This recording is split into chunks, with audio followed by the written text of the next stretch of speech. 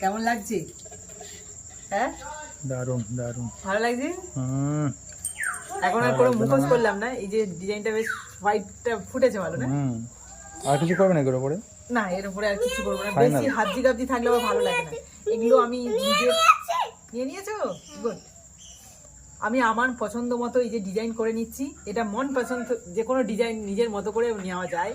বিশেষ করে এইসব কাজে প্লাস্টিকের সব ফেলে দেওয়া জিনিসপত্র সেগুলো দিয়েই কিন্তু আমি এইসব কাজগুলো করছি।